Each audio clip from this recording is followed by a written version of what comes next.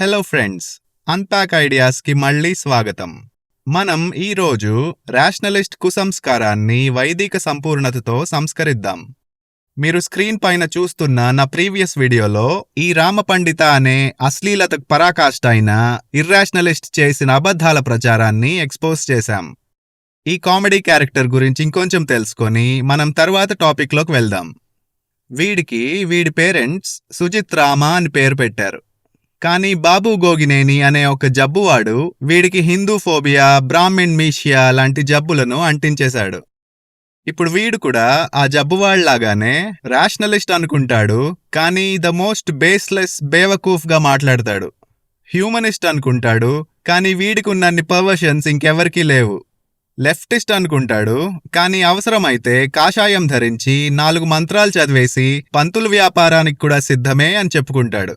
ఇంత బక్వాస్ గాడిని మీరెక్కడా చూసుండరు. సరే, ఇప్పుడు వాడికి ఒక కొత్త చిక్కొచ్చి పడిందండి.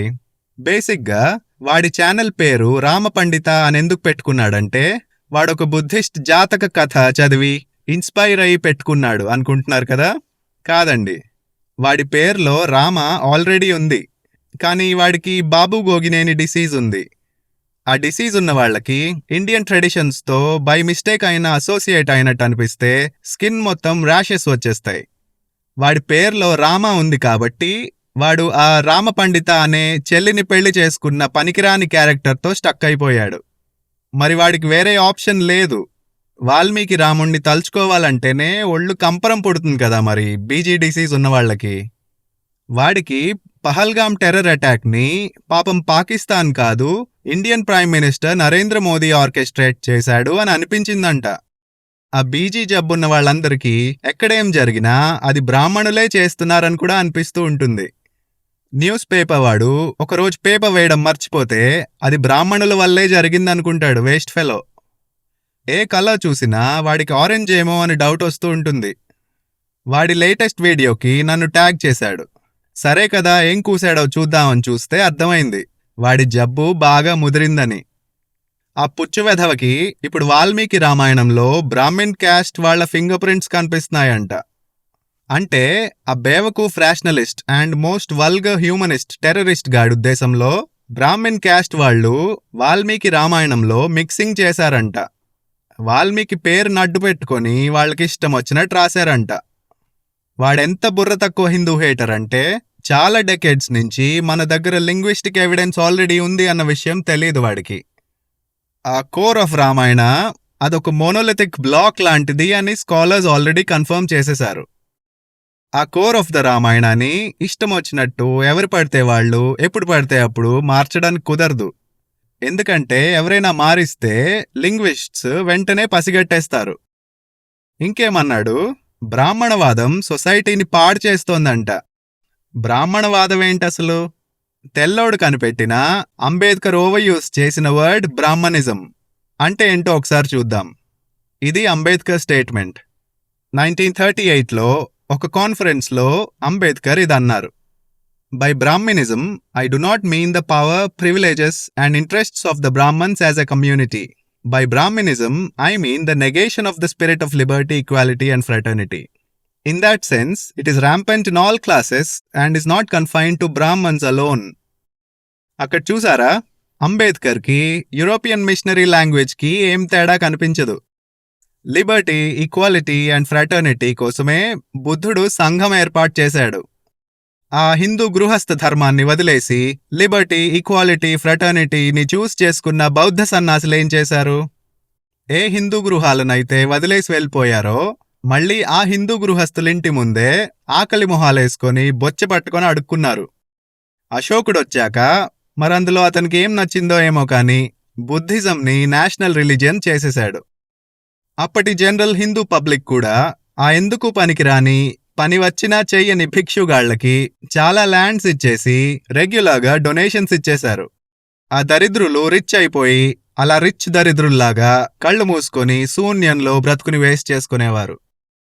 సరే, ఇప్పుడు ఈ మోడర్న్ డే దరిద్రుల విషయానికి వద్దాం. ఆ ఇల్లిటరేట్, వల్గర్, బీజీ డిసీజ్తో సఫర్ అవుతున్న రామపండిత సుంఠ సంగతేంటో చూద్దాం. వాడు క్రియేట్ చేసుకున్న ఐడెంటిటీ క్రైసిస్ని, పడిన అవమానాన్ని ఎలా కవర్ చేసుకోవాలో తెలియక ఇష్టమొచ్చినట్టు పేలుతూ బ్రాహ్మణిజం అంటాడు, రాముడు తాగేసిన అమ్మాయిలు ఊహించుకున్నాడంటాడు, ఈ ప్రపంచాన్ని బ్రాహ్మిన్ క్యాస్ట్ వాళ్ళు పాడు చేస్తున్నారు అంటూ వరుస పెట్టి వీడియోస్ చేసి ఇంకా పెద్ద జోకర్ అవుతున్నాడు. ఇప్పుడు వాడికి ఒక కొత్త టాస్క్ కూడా వచ్చి పడింది. నేను ఫ్రాడ్ సత్యాన్వేషిని ఎప్పుడైతే డిబంక్ చేస్తూ వీడియోస్ని చేయటం స్టార్ట్ చేశానో, నన్ను డిస్ట్రాక్ట్ చేయడానికి, నన్ను ఫ్రాడ్ సత్యాన్వేషికి కౌంటర్ వీడియోస్ చేయకుండా ఆపడానికి ఒక కొత్త ట్రిక్ ట్రై చేస్తున్నాడు. అదేంటంటే, సిగ్గు లేకుండా బ్లేటెంట్గా అబద్ధాలు చెప్తూ వీడియోస్ చేసేసి బ్రాహ్మిన్స్ని, హిందూ మతాన్ని ఇష్టమొచ్చినట్టు తిట్టేసి నేను నా ఫోకస్ని ఫ్రాడ్ సత్యాన్వేషి నుంచి వీడి వైపుకి షిఫ్ట్ చేసుకునేలాగా ఆ ఫ్రాడ్ సత్యాన్వేషిని కాపాడడానికి కింద మీద పడిపోతున్నాడు. నేను నా ఫోకస్ని షిఫ్ట్ చేసుకునే టైప్ కాదు. కానీ ఆ హిందూ ద్వేషి టెర్రరిస్ట్ గాడు సిగ్గు లేకుండా నా కౌంటర్ వీడియోస్కి ఒక్క పాయింట్కి కూడా రిప్లై ఇవ్వలేక ఆ పాయింట్స్ అన్నీ మర్చిపోయి ఇప్పుడు కొత్తగా మిస్ఇన్ఫర్మేషన్ వీడియో సిరీసే స్టార్ట్ చేసి హిందూ ట్రెడిషన్స్ని, స్క్రిప్చర్స్ని మిస్రిప్రజెంట్ చేసి హిందూస్కి ఎథిక్స్ ఉండవు అని చెప్పడానికి ట్రై చేస్తున్నాడు. నేను బూతులు మాట్లాడానని నాపైన ఫాల్స్ అలిగేషన్ వేసేసి తప్పించుకుందామని అనుకుంటున్నాడేమో. వాడు నాపైన వేసిన ఫేక్ అలిగేషన్స్ని నేను మర్చిపోయే సీనే లేదు. వాడికి కరెక్ట్ చేసుకోవడానికి టైం కూడా ఇవ్వడం జరిగింది. ముందు ఆ ఫ్రాడ్ సత్యాన్వేషి గాడి బాక్స్ బద్దలైన తర్వాత రామ పండిత పైన ప్రాసెస్ మొదలవుతుంది.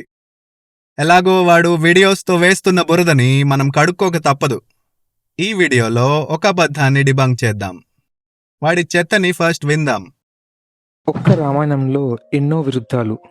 కళ్ళ ముందు ఒక పక్షి చనిపోతే తట్టుకోలేని వాల్మీకి ఒకవైపు, వేదంలో జంతుబలి, నరబలిని సమర్థించిన వాల్మీకి ఇంకోవైపు. రామాయణంలో ఎన్ని విరుద్ధాలో అంట. కళ్ల ముందు పక్షి చనిపోతే తట్టుకోలేని వాల్మీకి ఒక పక్కంట, వేదంలో జంతుబలిని, నరబలిని సమర్థించిన వాల్మీకి ఇంకొక పక్కంట. అసలు నరబలి వేదాల్లో ఎక్కడుంది? బహుశా పురుషమేధ యాగంని నరబలనుకుంటున్నాడేమో. అంత సీరియస్ అలిగేషన్స్ వేసేటప్పుడు కొంచెం రీసెర్చ్ చేసి యాక్యురేట్ టర్మినాలజీ యూస్ చేయాలి కదా. వీడు ద మోస్ట్ బేవకూఫ్ rationalist and the most vulgar humanist కాబట్టి వీడి నుంచి సిన్సియారిటీ ఎక్స్పెక్ట్ చేయడం మన బుర్ర తక్కువతనం అవుతుంది. శటపథ బ్రాహ్మణలో ఇంకా యజుర్వేద ఒక సంహితలో పురుషమేధ యాగాన్ని డిస్క్రైబ్ చేశారు. కానీ అది మనుషుల్ని చంపే రిచువల్ కాదు. ఆ రిచువల్ సబ్జెక్ట్స్ని ఆఫర్ చేసి చంపకుండా ప్రాణాలతో వదిలేశారు. అలా ఎవరెవర్ని మేధం చేయాలో లిస్ట్ కూడా ఉంటుంది. ఆ లిస్ట్లో డాన్సర్ అండ్ స్కాలర్ కూడా ఉంటారు. దేవుళ్ళని తృప్తిపరచడానికి ఎక్కడైనా డాన్సర్స్ని చంపేస్తారా? నిజంగా ప్రాణాలు తీసే నరబలి రిఫరెన్సెస్ బాగా తరువాత వచ్చిన పురాణాల్లో కనిపిస్తాయి. వేదాస్ అనేవి ఇండియన్ సివిలైజేషన్కి ఎవల్యూషనరీ బ్రిడ్జ్ లాంటివి. మన సబ్ కాంటినెంట్లో ఉండే ట్రైబల్ పాపులేషన్స్లో నరబలులుండేవన్న సంగతి ఖోంద్ మెరయ్య రిచువల్స్ గురించి చదివితే అర్థమవుతుంది. వేదాలలో జంతువుల్ని చంపడం లేనేలేదు, అది సింబాలిజం మాత్రమే అనే వాదన కూడా రైటే. నేను వేదాలలో జంతుబలి ఉందనే నమ్ముతాను. వేదాస్లో మనిషిని చంపడం ఏమాత్రం లేదు అని క్లియర్గా స్కాలర్స్ కొన్ని సెంచురీస్ క్రితమే కన్ఫర్మ్ చేసేశారు. శటపథ బ్రాహ్మణలో ఒక శ్లోకం చూద్దాం. ఇందులో మనకి క్లియర్గా అర్థమయ్యేదేంటంటే, సాక్రిఫిషియల్ ఎసెన్స్ మేధం అనేది మనిషి నుంచి గుర్రానికయింది, అది మెల్లగా ఎద్దుకయింది, ఎద్దు నుంచి గొర్రెకి అయింది, గొర్రె నుంచి చివరికి భూమిలోకి అయింది. మేధం అనేది చివరికి వరి ధాన్యాలకు మాత్రమే అయిపోయింది. సో వేదాలు హ్యూమన్ ఇన్స్టింక్ట్స్ని గ్రాడ్యువల్గా రిఫైన్ చేశాయి. ట్రైబల్ ఇన్స్టింక్ట్స్ని సంస్కరించి సివిలైజ్డ్ హ్యూమన్ ఇన్స్టింక్ట్స్లోకి కన్వర్ట్ చేసేశాయి. ఆ ప్రిమిటివ్ వైలెన్స్ స్పిరిచువాలిటీగా మారిపోయింది ఉపనిషద్స్ టైం సరికి. ఉపనిషత్తులు అహింసను ఇంట్రడ్యూస్ చేశాయి. సిద్ధార్థుడు పుట్టక కొన్ని వందల సంవత్సరాల క్రితమే చండోగ్య ఉపనిషత్తులో అహింసని పరమధర్మంలాగా చూపించారు. అంతకుముందే బృహదారణ్యక ఉపనిషత్తు టైంకే మేధం ఆర్ బలి ఆల్రెడీ ఆత్మకి మారిపోయింది. ఆ ఫేక్ రేషనలిస్ట్స్ అనుకుంటున్నట్టు బుద్ధుడు అహింసని కొత్తగా ఏం కనిపెట్టలేదు. వేదాలు ఆల్రెడీ హ్యుమానిటీని అప్డేట్ చేసి రక్తబలుల నుంచి దూరంగా తీసుకువెళ్లి వెజిటేరియన్ ఫుడ్ ఆఫరింగ్స్ దగ్గర సెటిల్ చేశాయి.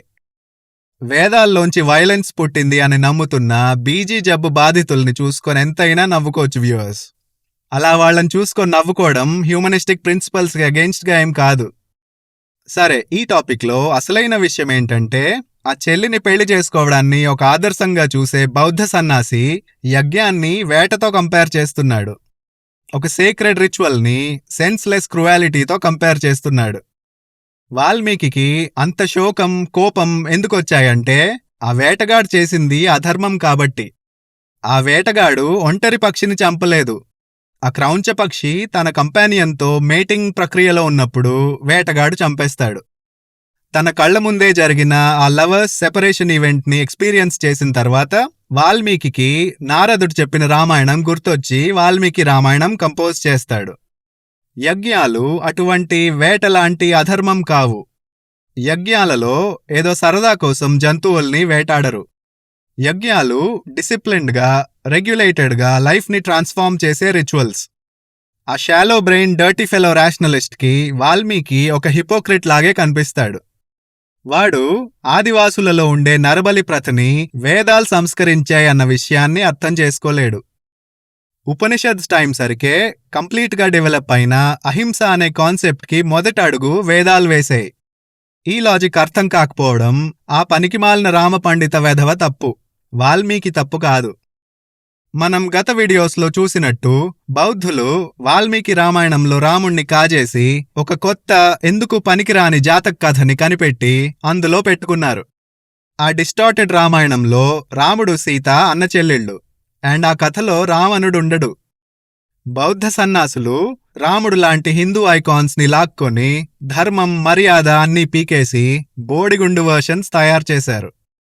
ఇలా చేసి మన కల్చర్ని ఎంత పనికిరాకుండా చేశారంటే, రామపండిత లాంటి పనికిమాలిన శూన్యవాదిని హీరో చేసేశారు.